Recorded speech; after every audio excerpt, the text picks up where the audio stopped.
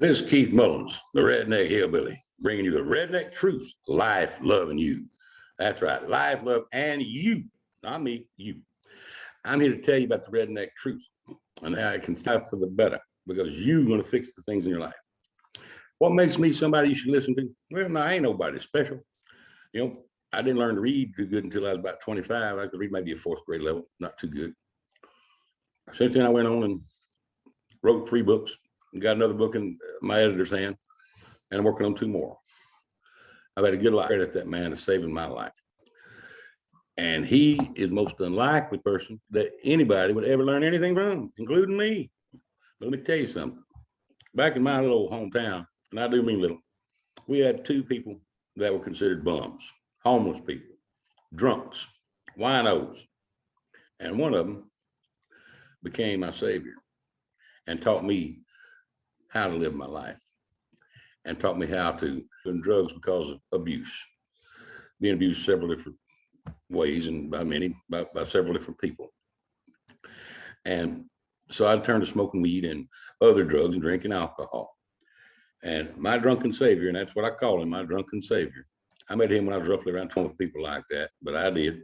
I'd give him $1 to buy his, Wild Irish Rose or his Bad Dog 2020, and a few dollars to buy me a 6-pack of beer or a small bottle of whiskey. And we'd sit and we'd both get drunk together.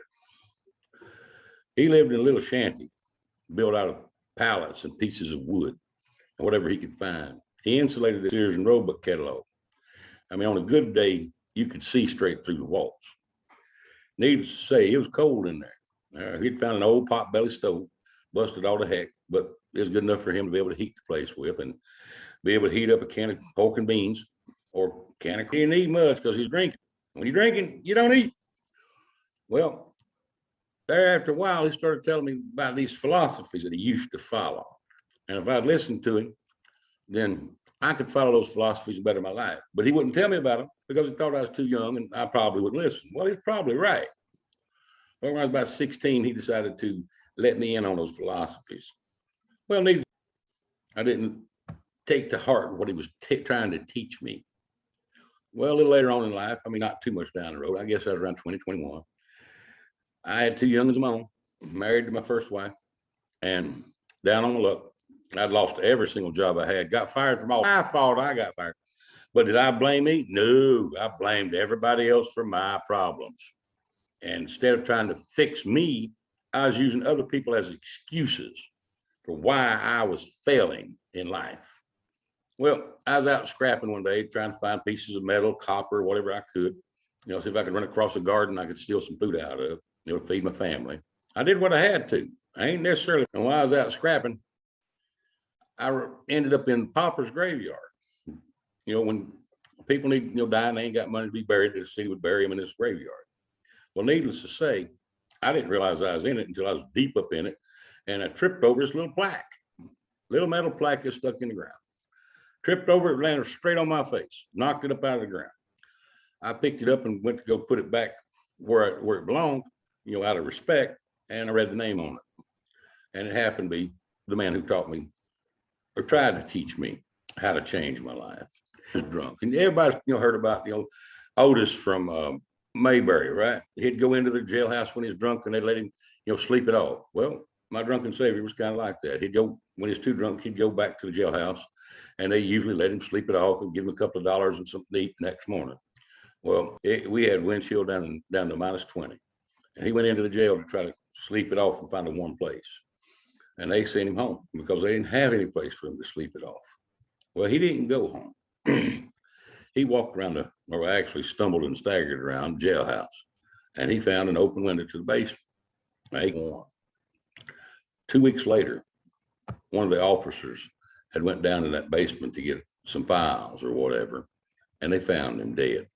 He had froze to death. And he died. Well, when I tripped over his marker and put it back and realized who it was, I sat down, started talking to him like he was just sitting right there beside me. Don't know why, had no clue. I just needed to get things off my chest, I reckon.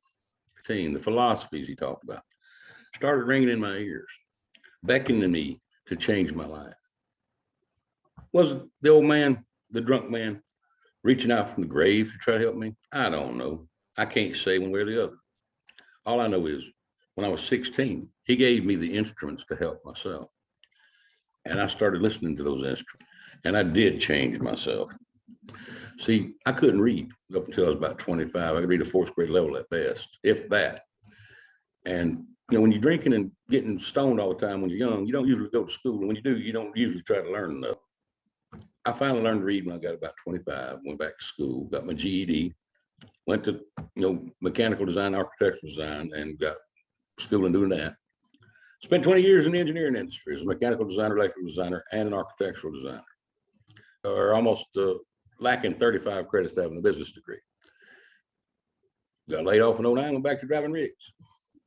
Since then, I've published 3 books. I got another one in my editor's hand. And one of them is called The Drunken Savior, a little short story memoir about the man who saved my life. And that's right, he saved my life. If I can help one dad burn person out there, help one person change their life, that is all I need. I will have passed on what my drunken savior had taught me. Well, now I have passed that on, and I have helped a few people like that. I've gotten phone calls teaching them how to change their life, because I'm not changing anything. I can't change your life for you. Nobody can. I don't care who you talk to. They can't change your life for you. Only you can do that. You can buy out there, or go to every dad burn event like this, or watch videos like this, and still yet, it ain't going to change your life unless you want to change it. Now, what they got to say can help you. What I got to say can help you. I did say I was redneck, right? Yeah, if you can't understand redneck, oh well, that's the only language to speak. But anyway, I'm going to give you the key, and I'm going to teach you the philosophies that I was taught and that changed my life. So that's what gives me the unique perspective to offer a chance to change your life for you to change it. Lighten you on the redneck truth, life loving you. And we're going to start off with love. That's right, love. It is the biggest and the smallest word in the human language. Not only that, too many people are doing without it, believe it or not. Self-esteem is the largest killer in the world. Too many people commit suicide because of low self-esteem, because of the negative things people have told them that they believe. No one should, because those people are damn bullies. They're trying to get to feeling better about their daggone self by making you feel smaller. And they don't know what in the heck they talking about.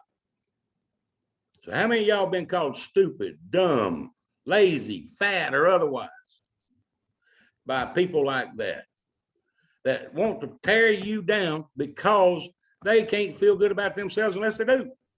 They're bullies. And I ain't got no time for no bully, and I dang sure ain't got no liking for one either. Now, I'm going to teach you how to turn that around and get that belief out of your head and start to believe in yourself and build the self-confidence you need. If you listen to me and practice what I put depression a little bit, maybe a lot. I don't know. It depends on each individual, but it will definitely change your life for the better. Now, what about love? Let me tell you about love. How many of y'all love yourself? Don't look at the guy beside you, the girl beside of you. Look at yourself. Look deep inside. How many of y'all love yourself? I'd be willing to bet that there's a good bit of you that don't. You might think you do. You might want to, but you don't. I'm going to teach you how to change that, how to turn it around and start to love yourselves. Everybody's heard this one. You can't love somebody until you love yourself. Well, Dad Bernard, it's true. You can never love them the way they really need to be loved and the way you should love them if you don't love yourself, because you're cheating them and you by leaving out that biggest part that matters, and that's you. You're not giving them the entire part of your heart and your love. You can't. It's impossible, because part of it. So how can you do it fully? How can you love someone fully and unmistakably, unconditionally? It's impossible if you don't love yourself. Now, how can I teach you to love yourself? How can you learn to love yourself? I'm going to teach you the right way to do it. And if you listen to me and you do what I tell you, or not necessarily tell you, but a suggestion at least, it will work. There'll be some of y'all out there that's going to listen to this, and you're going to say, well, that's dumb. I ain't going to do that. And that's fine. That's up to you. But if you want to change your life, I advise you to do it. Now, this is the easiest thing in the world to do, and yet it's also the hardest, because it makes you look deep inside yourself to a point that you have never seen. Each and every one of you, to get off your bottoms, go to the bathroom and look in the mirror, look directly in your own eyes, and tell yourself you love you. Just say, I love you, for 1 to 2 minutes, 3 times a day. Oh, I'm sure there's going to be a few of you that's going to try it, and you're going to laugh, and you're going to say it's stupid, and you're going to walk away. Hopefully you come back, because I'm going to tell you what's going to happen. In a day or two, if you do this 3 times a day, 1 to 2 minutes a day, it may take 3 days, 4 days, 5. I'm not sure. It depends. Not me, not them, but you. But when it happens, it's going to be an epiphany. It's going to be like somebody hits you dead in the heart, because you're going to realize, and you're going to break down. Most people break down, start crying.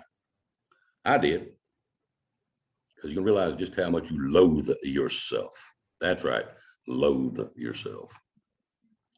Now, when that happens, that's the beginning. That's when the healing can start. But you got to continue to do it. You got to continue to tell yourself 3 times, to become building habits. It takes about 3 days to build a habit. That's what they tell me anyway. But anyhow, you keep doing it. Once that epiphany hits you, and you continue to do it, and then all of a sudden, you're going to believe it. You're going to know it. You're going to feel it. And you know it is true that you do love yourself. And the outlook you'll have once that happens is like turning a light on in the darkness. And you would not believe the amount of change that alone, just that little thing, learning to love yourself, will change your life a lot, a whole lot, more than you can honestly believe. You will not look at your lover, your wife, boyfriend, whatever, significant other. You will not look at them the same ever again. You will look at them with a greater passion, a greater love, and they'll see it too. And then you'll start examining the things that people said about you that was negative, and realize not a dad burned bit of it was true. That's right. Maybe you ain't the brightest in the house, but heck, you're probably far from the dumbest. Everybody's got something they're good at. Don't matter what the heck it is. Not all of us has been made to be PhDs and doctors and lawyers. Mental capacity for each individual is different. It just so happens that's the way life is.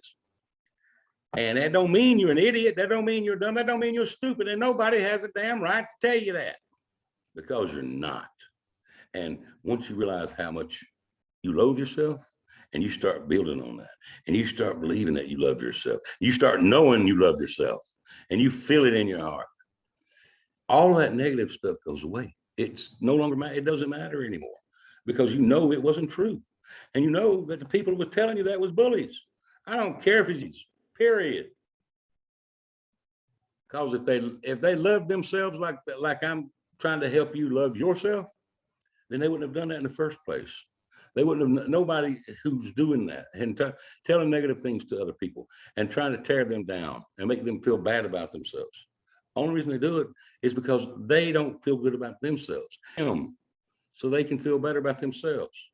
But they don't realize one thing, that only lasts for a small amount of time. I mean, a very, very, very small amount of time. And then it still feels just as damn hollow when it's done.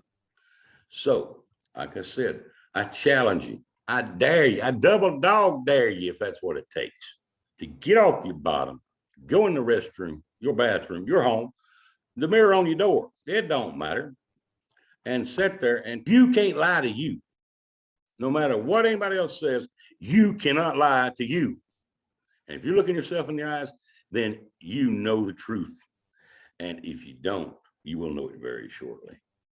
Now, that's the biggest key right yonder. Was that one of his philosophies? No, that's just something he told me that would keep somebody or keep me from learning his philosophies and in helping my own life, helping myself, help me.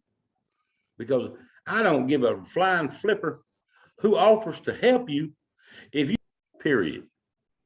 Now, these philosophies he talked about, I'm going to touch a little bit on each one of them, not a whole lot, but a little bit, because I want you to know what they are. But I can't spend a whole lot of time on this video telling you as much about. So on with the redneck truth, life, loving you. Philosophy number one.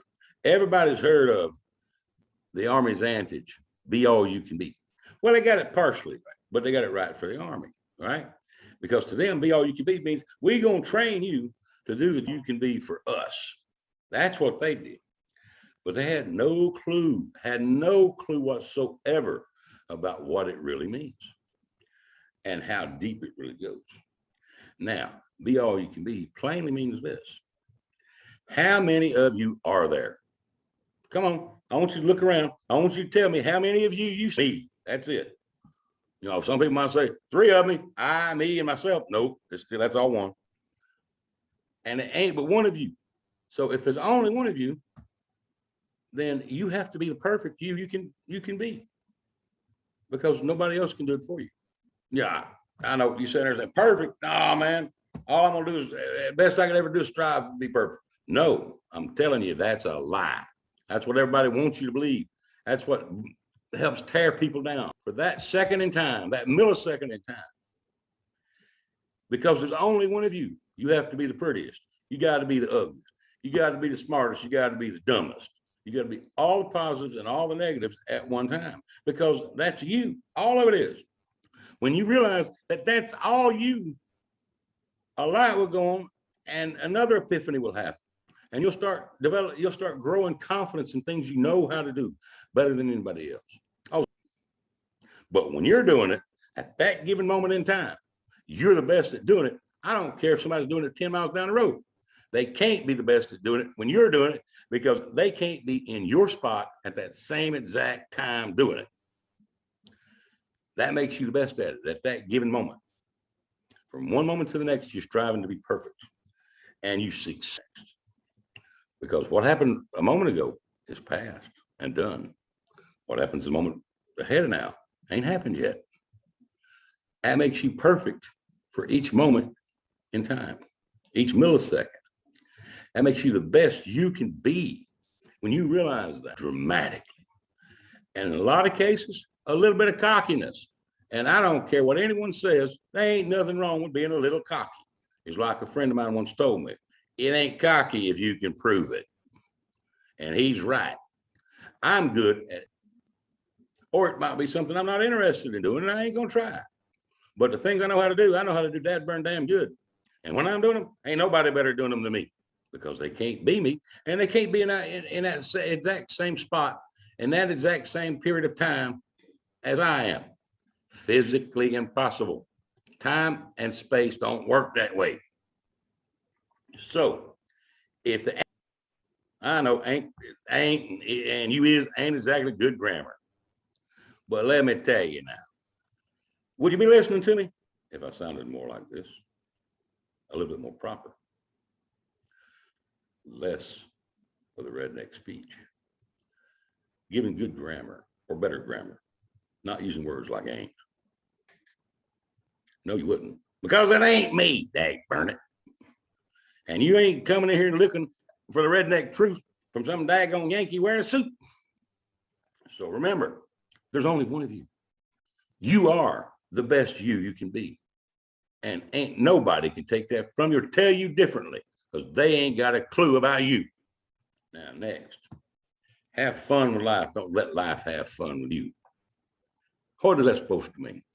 It means life's going to throw you curveballs. It's going to throw problems at you. Some from your own doing, and some just so happens.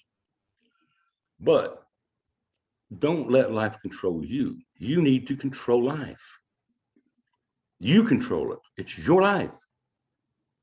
Don't try to control others. Just control you and control your life. That way you can enjoy it to its fullest. And when you get a curveball thrown at you, you take it in stride instead of getting down in the dumps about it. That's what having fun with life, not letting life have fun with you. And in your face, because you ain't taking control of your own life. And you let other things influence your control. Well, that's all I got time for this video. Hope you all enjoyed it. Again, this is Keith Mullins, the Redneck Hillbilly, the Redneck Truth, Life, Love, and You.